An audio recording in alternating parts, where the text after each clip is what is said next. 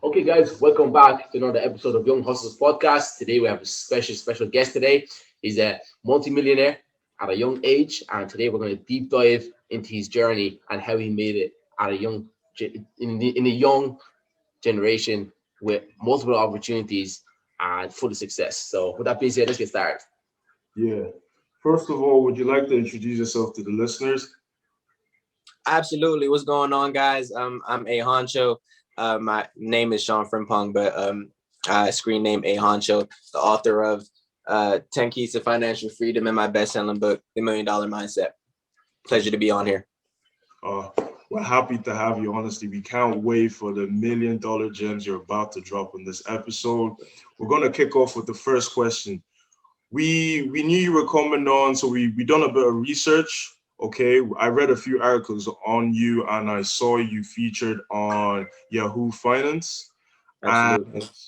Yeah, I saw that you kind of moved to America at age 11.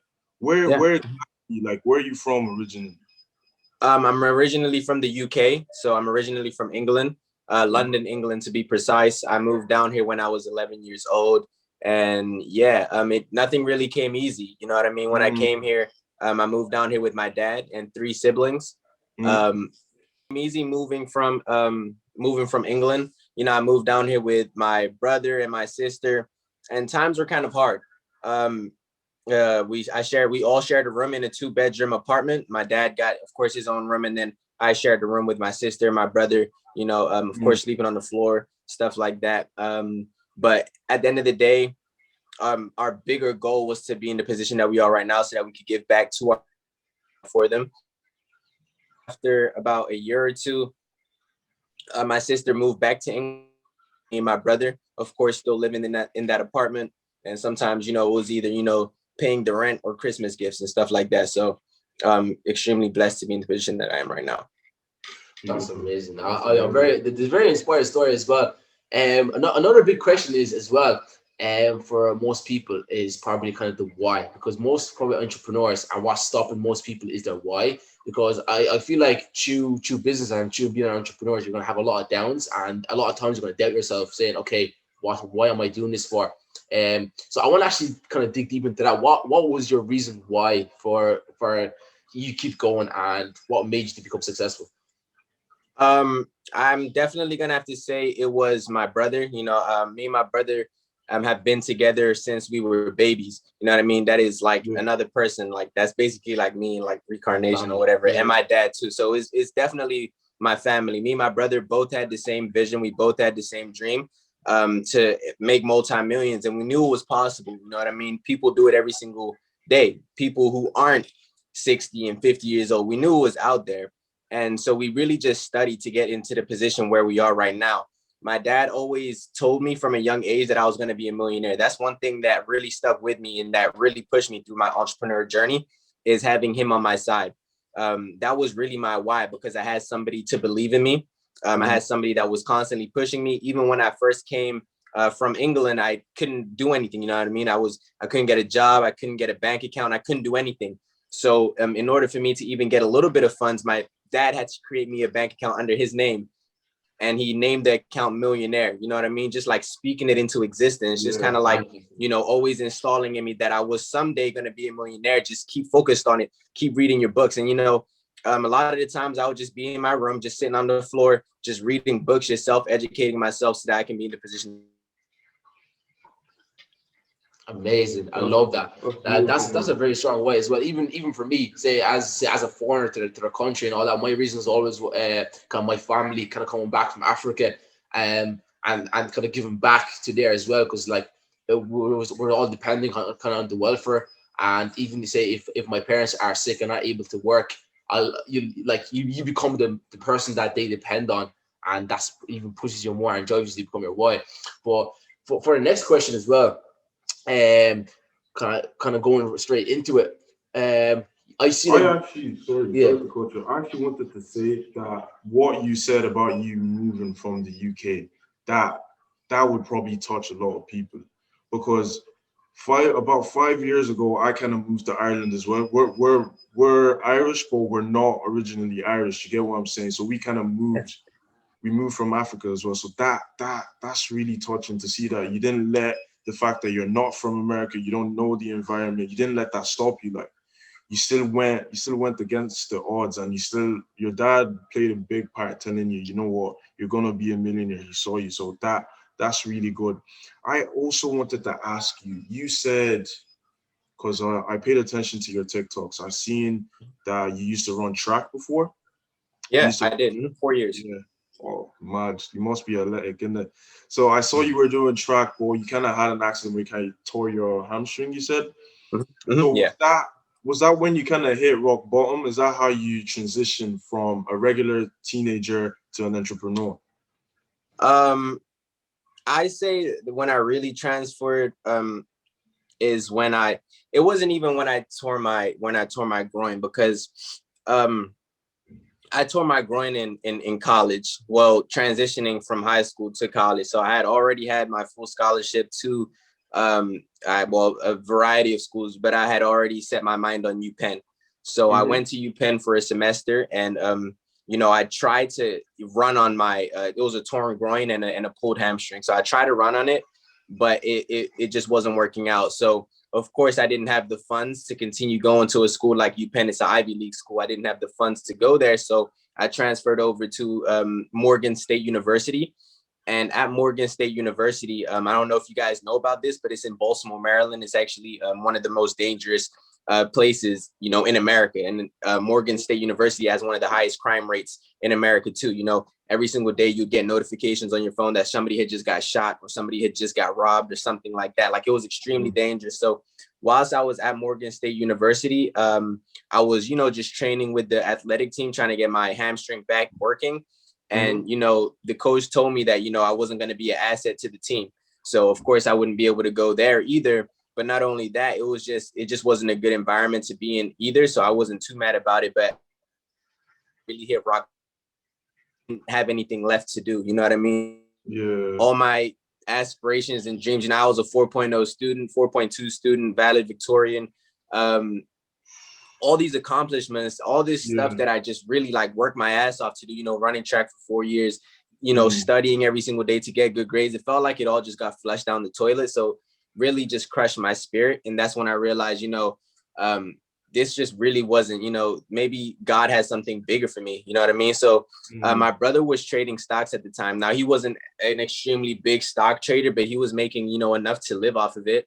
So, I was like, you know what, let me see what this is about. You know what I mean? Let me see what this is about. So he really taught me everything that I knew to this day right now. And that's the reason why I'm saying my brother plays such a big, I actually would live with him. And so, my brother really played a big role with that, because he was the one who really, got me started on everything. Well, stocks is my foundation, and he's the one who got me started on stocks, taught me the ropes on how to trade stocks, taught me the ropes on how to, technical analysis and everything like that. And with that information is when I made my first, a little bit of money, right, off of Apple stock, and then Tesla stock, and then Amazon, and so on and so forth. So, yeah, definitely when I had torn my groin and went to Morgan State University and experienced that kind of lifestyle was when I felt like I hit rock bottom, and I felt like something needed to change. That's an amazing story, man. That's very inspiring, to be honest. That was actually going to bring me on to the next question that I was actually going to kind of dive deep into. As you actually mentioned stocks as well. You actually mentioned that that's probably is it the first business that you started, or kind of the first skill that you went into? Like how tell us more about kind of the story and how you started entrepreneurship. How was your journey into stocks, and how did you go from being into stocks and then having multiple streams of income, going to e-commerce, building a clothing brand, being an author, and having multiple streams of income? And if you can go into that. Absolutely, yeah. Well, so again, it all started with stocks. Moving from England, I was a grade ahead. In England, I was in K2. So when I moved down here, I was always a grade ahead. So I graduated high school at the age of 17. So that's when I actually started trading stocks. I started trading stocks, well, going on 18, but I started trading stocks at 17 underneath a custodial account, again, underneath my brother. So after I had, made enough money in the stock market, I would consider myself successful. You know what I mean? I had made over $500,000 in the stock market. I felt like, there are other assets to invest in. So I actually had a buddy who got me into e-commerce, and it's kind of like a funny story. I had a buddy who got me into e-commerce, and, like everybody thinks, of course, narrow-minded, you're like, oh, it's a scam. You know what I mean? It's not going to work, or this, that, and the third. Yeah. So that's kind of how my head was going with e-commerce and stuff like that. But I was just like, you know what, let me give it a shot. So I had gave it a shot. I put some money into ads, and of course I didn't get a crazy ad return, but I was making good money off of it. You know what I mean? And then the more I made, I would just reinvest it back in the shop and reinvest it back in the shop. Then I'll take some of that money, and then I would buy a vending machine. I bought my first vending machine. And another funny story about that is that at the time we didn't have an LLC, and we didn't have like a stable corporation to go to, different places and put vending machines in there. So me and my brother literally went up the street to this big building, like this, it was called Innovation, and it has over 600 offices in there. And we just went in there, with some suits, probably from Macy's, not expensive. Yeah, we went in there, and then we was like, you know what, who can we speak to, who's in charge, right? And the lady was like, who are you? And then I was just like, I repeated myself. I was like, who can we speak to, who's in charge? Because one thing my dad always told me is that you never want to speak to the worker. You always want to speak to the person who's in charge, because the worker doesn't care what you're talking about. They're just there to collect their check, and then they go home. At the end of the day, their wages aren't getting affected. But the CEO of the company, their wages get affected by everything, that they do. So if somebody has a beneficial idea to them, they're going to hear them out regardless of what it is. They're going to hear them out. So I was like, you know what, we have a vending machine business, and we're looking to put vending machines in this establishment. We provide vending machines to big and small business. And she was like, okay, called up the CEO, young Black lady. She came down here, and she was like, wow, what's funny? We just got out of an ironclad contract with Coca-Cola. And I was like, wow. Of course, she didn't give us a yes, right then and there, but she asked for our business cards.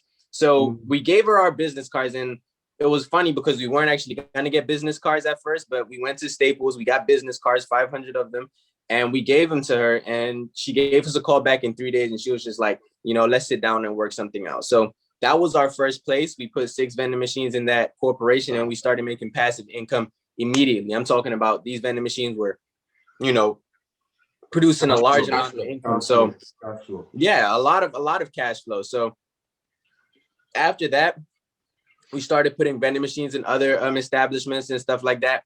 And going into other streams of income, I had a clothing brand a couple years ago. Actually, it's in my clothing, in my closet.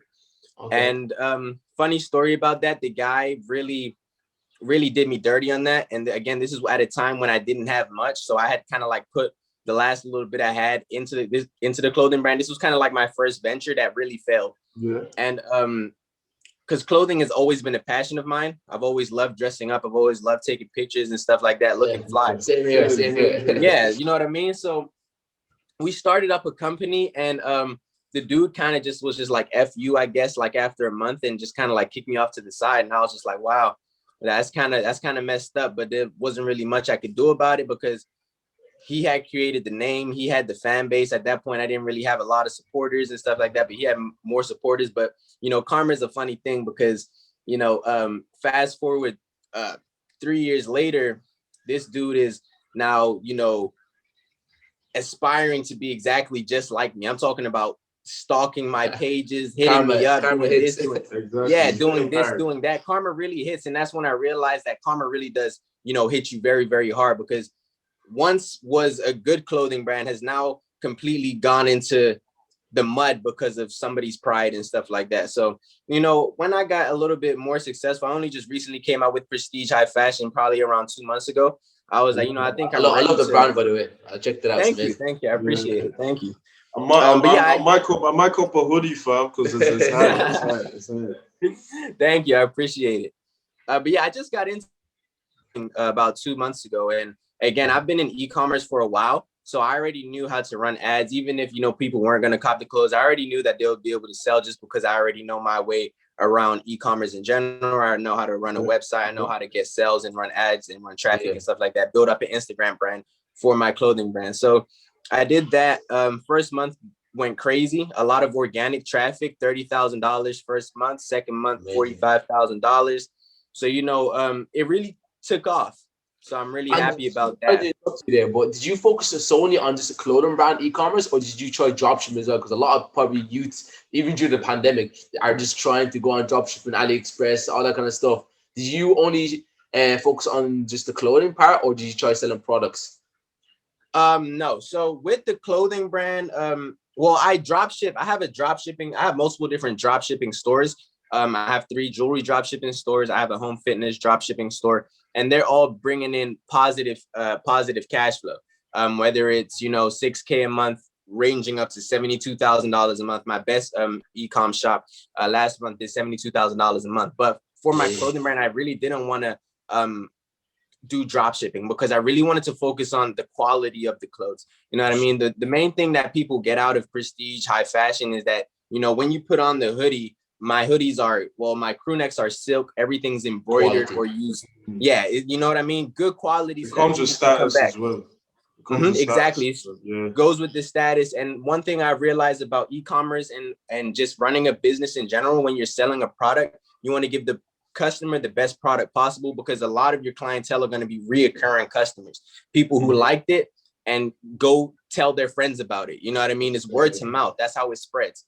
That's one thing I realized about e-commerce and growing a brand, is that you really want to lock in on that customer quality and that customer support. So drop shipping it, of course, when dealing with China, they'll probably take 2 months to ship it out, to print it out, use bad quality clothes. I didn't even want to go through that, so I just spent a little bit extra more money to get that good quality.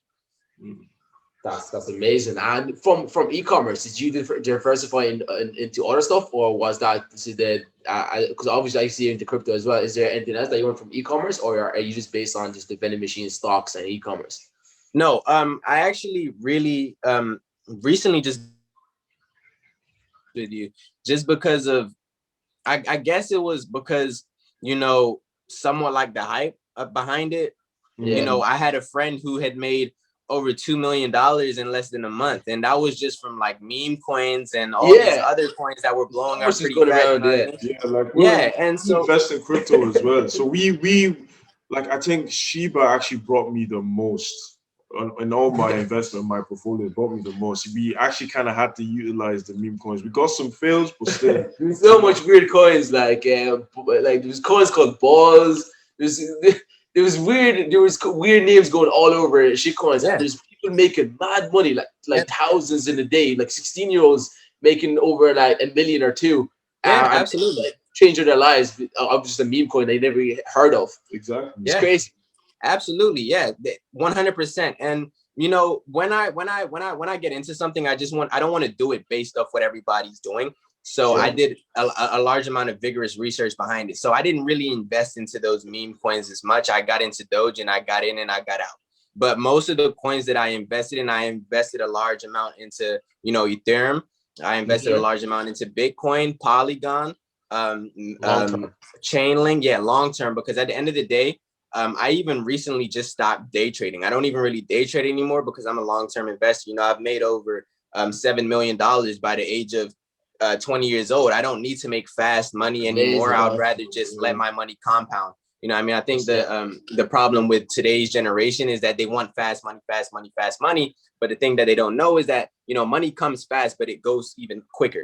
You know what I mean? So I would rather put my money into mutual funds, dividends, long-term stocks, ETFs and stuff like that, so that my money can compound. Because again, I'm only 20 years old right now. By the time that I'm 40, it's going to be over. So that's what I'm thinking. Hopefully a billionaire by then. Oh yeah. Absolutely. That's for sure. Is there another question that you want to go for? So obviously for you to stay on the path you are, you have to show some kind of discipline. So what would you say would be your, like, a day in the life, of Sean, of Honcho? What's your routine on a daily? So I actually have a very particular routine that I do every single day. I wake up at 8 a.m. every single day, and I don't have an alarm. I have an internal clock that I wake up literally every single day at 8 a.m. on the clock. I don't wake up at any other time. And then I pray. I actually call my dad and we pray together. So I call my dad in the morning, then we pray. And then, of course, I take a shower and then I go on a 3-mile jog. I'll go on a 3-mile jog. And then at around that time is probably around 9 o'clock, and then I go straight to the gym. And the reason why I go straight to the gym is just because, like you said, discipline. You know what I mean? I realize that if you can discipline yourself to do something enough, then you can discipline yourself to make $1 million a month, or you can discipline yourself to make 100K a month. So if I can discipline myself right now to go to the gym every single day, there's no reason why I can't discipline myself to make $1 million a month. And another thing about the gym is that when you go to the gym, it releases, of course, testosterone and a dopamine effect to your brain that keeps you motivated for the rest of the day. Some people wake up and they smoke weed and then they're slow for the entire day. Or some Social people wake up media. and then they go on social media and then they're locked in. But, I realize that habits are very real and they're very, very important. So you always want to build habits that are going to increase your character and keep you disciplined throughout the entire day. So, after I get back from the gym, I email all my students. I make sure that they're good to go. I make sure, if they have any questions, let me know if you have any questions. And then after that, I check on all my e-com shops, make sure that they're good, go over all of my Excel spreadsheets. I pay all of my employees if it's a Friday. And then I kind of have like the rest of the day kind of like free, you know what I mean? So I love going to the beach. I love spending time with my brother. We go to the beach, we go take helicopter rides, we travel to different countries and stuff like that, travel places all the time. So traveling is really, really big for me. I love to do it. And yeah, kind of like that's kind of like the day in the day in the life of me. Nothing too special. I mean, You dropped a big gem there. If you can take one thing as serious, if you can take going to the gym every morning serious, you can take every part of your life just as serious. I think Absolutely. that's the biggest gem you just dropped in that's massive. That's massive. A lot of people need to kind of fix their bad habits, because a lot of people would make a list saying, yeah, this is what I want to do, this is what I want to do, but they don't stop the bad habits first. If you don't stop it, how are you going to make room for the good stuff? So that's really Absolutely. cool, man. I like that. Yeah. I actually got that from an author that I really love. His name is Jim Rohn, and he speaks a lot of gems, and I listen to him on a daily basis in my ears. And that's another part of my day. I love to listen to audiobooks and just keep educating myself and stuff like that. But one thing that a lot of people, especially our age, don't really think about is like your value. You know what I mean? A lot of people hate working a 9-to-5 job, and a lot of people hate what they do. But what they don't realize is that you work at a 9-to-5 job because that's what you're valued at. The job values you at $9 an hour or $10 an hour, right? But if you want to increase your value, you're going to have to discipline yourself and learn skills that are going to increase your value. You know what I mean? The reason why Jeff Bezos and Elon Musk are billionaires is because they have high value skills that not everybody has, right? Their time is money. So people don't value their time. So they go to work for 8 hours a day or 10 hours a day, making $8 an hour. And that's what they value your time as. Whereas you can take that same time, discipline yourself to learn that skill, and then make as much money as you want to. I never ever thought that, making $30 an hour or $40 an hour was ever going to be good enough just because of the lifestyle that I wanted to live. 100%. That's amazing. The bit that you said there was amazing. I think that was a killer. That was a gem there. Taking it to probably one of the last questions that we have for this podcast, and I think where most people would want to listen here, especially to our audience that we have as the young hustlers, is what would be your ideal, or what would be your message now to kind of to the young generation? Maybe people are listening from 16 years old all the way to 25, even 30.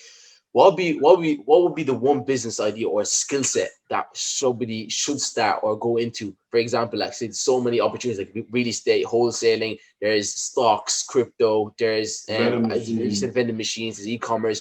What would be the one thing that you'd say for any say young person, maybe they only have $1,000 or euros to their name, they should go in and start?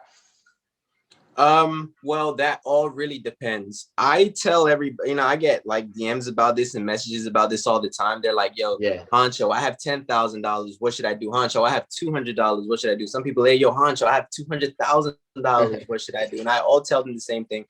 I tell them this. The reason why people dread jobs so much is because they hate it. Right. And the thing about me is I love everything that I do. Right. I love trading stocks. I love crypto. I love doing vending machines. I love being an entrepreneur.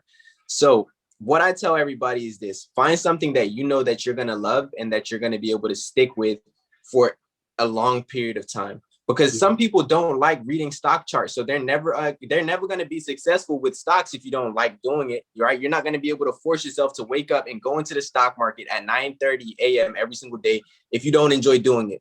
You're not going to be able to enjoy doing e-commerce if you don't like checking up on your shop. You're not going to enjoy doing, wholesaling real estate if you don't like doing cold calls, or if you don't like talking to people, if you're bad at talking to people. So I say, however much money you have, find something that you're gonna love doing, right? Make it a priority to you to do it every single day. And then that's where you're gonna be successful in, because there's so many different avenues that you can take nowadays. I mean, so many different avenues that I haven't even said. You know what I mean? So many avenues that I haven't even spoken about. But there are millions and millions of opportunity for everybody on this earth, and everybody has a purpose, right? You just got to find out what your purpose is. My purpose is being a serial entrepreneur because I love everything that I do. I love finding vending machines. I love doing wholesaling real estate. I love trading stocks. But if I didn't love it, I wouldn't be successful in it because I would dread it. And that's the reason why people don't like working the jobs, because they dread it. So if you have $1,000, find something that you're going to love doing for $1,000. If that's going out and getting vending machines and just being a hustler, then go do that. If you love stocks and you like reading numbers and you like looking at charts, then go do that. If you like crypto and you like, new age technology and stuff like that, then go out and do that. If you love just selling stuff to people, being a salesman, then try focus on e-commerce. Amazing. I love that. That was amazing. That's an amazing takeaway for every person that's watching this right now. Every little entrepreneur is do what you find like passionate about. Whatever you're passionate about, do it. Whatever you love, go ahead and be persistent, be consistent, because whatever you do, like you're not going to be successful if you're going to give up the first day, the next one, 6 months or a year. You got to be consistent and be persistent in what you do. And eventually, if you have a strong why and you have a reason what you're doing, you're going to be successful. And Sean, you're actually an amazing person. And thank you so much for hopping on. Is there any questions that you want to ask me? Yeah, if you have one more, because you were talking about consistency and absolutely everything. Yeah. How did you deal with the losses? Like, as an entrepreneur, it's not every day that's going to be sunny. There's some days where like either the stock drops or something. It does hurt, So how do you deal with the L's? How do you handle it? How do you bounce back? I love that question. I love that question because I love talking about my failures. You know what I mean? I'm not ashamed of any of my failures. I love telling people that, in order to be successful, if you want to reach a high level of success, you're going to have to fail. Michael Jordan didn't make his varsity team 3 times, but he's still the greatest player of all time. You know what I mean? Yep. You're going to have to take losses. Jeff Bezos was broke until the age of 31. You know what I mean? All these different people. Grant Cardone was a drug addict until 25 years old. And then he started making multi-billions. You know what I mean? But anytime I take a loss, I just go back to the drawing board, and now I look at it as a lesson. I don't look at L's as losses. I look at them as lessons, because every day is a learning experience, right? That's the philosophy of everything. You learn something new every single day. So it doesn't matter how much money I make, right? Some days I go without, making as much money as I did yesterday, but that's not the point. It's about what I learned that day, what I learned from my losses.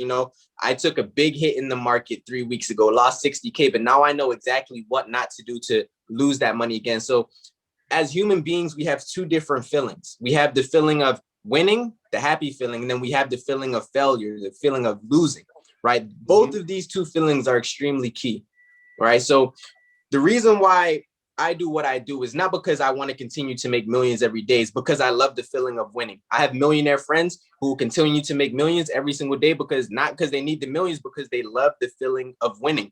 But you're also going to have to go through the feelings of losing too. And you're going to have to take that and, wear it on your back, just like how you wear the feeling of winning. It's all a part of the process. Just know that if you did take an L, it's a learning process. And now you know exactly what not to do, and now you know how to become successful. 100%. 100%. A lot of gems dropped, man. Honestly, to be honest. Before we kind of wrap up, do you want to show your book another, just one more time, and just to shout out your course as well, because I see you're starting classes. Where can people find you? Yeah, exactly. Your socials. Absolutely. Yeah, well, this is my new book. The 10 Keys to Financial Freedom. I just released it about maybe a little less than a month ago. Also, I have my best-selling book, The $1 Million Mindset, that is available on Amazon. Hey, Of we're course, gonna pause the links down below. Appreciate that, my brother. Prestige University classes start in exactly 5 days. I think most of the slots are filled. And then, of course, I'm coming out with the OnlyFans sometime tomorrow or the day after tomorrow, just so that people will be able to get that exclusive knowledge too. Yeah, 100%. Amazing. If you guys didn't catch it, this guy is 20 years old, multi-millionaire. I think you have multiple six-figure businesses. You see, he's coming from a place where obviously you found it difficult at the start, but that shows that you shouldn't give up. What's your why? You know, self-development. Be persistent. Exactly. Never give up. Invest in yourself. There's so much room, and like people think it's impossible. You know, you're literally a millionaire at the age of 20. Say that to someone, like regular people, they're like, what, Hardy, Impossible. from where? It's impossible. So you need your mindset, like you said, your book, $1 Million Mindset. You need to develop the mindset first. It's the only way you're going to see the opportunities clearly, you know? Yeah, just a quick one, just for the people out there listening. One thing that I realized is that it's all about self-manifestation. You know what I mean? If you say something enough, then you're going to achieve it. I used to go to sleep every single day just thinking about how I can live the life that I'm living right now. You know what I mean? I had my brother sleeping on the top bunk, my other brother sleeping on the floor. And we just used to think, man, how can we live this type of lifestyle that we dream of? You know what I mean? Because people are doing it every single day. There's 20-year-olds doing it, 21-year-olds doing it. People are young that's doing it. These guys are doing it. And if they can do it, we can do it too. Like, you guys are 20, you have your own successful podcast right here, and you guys are out here doing exactly what you're saying. You're trying to inspire the young hustlers out here. So everybody has a purpose. You just got to figure out what that purpose is, and never let up. Never let your foot off the next. Never, ever. When you go to sleep, think about how you can live a better life than you're living right now. Self-manifestation. That's big. Amazing. That's big. Listen, guys, that was an amazing podcast. A lot of love and nuggets, Jed. It's dropped. Please, guys, go ahead and show some love. Okay, the links to your social will be down below. So with that being said, we appreciate your time, Sean, and I appreciate you guys listening to today's podcast. With it being said, peace out and see you in the next one.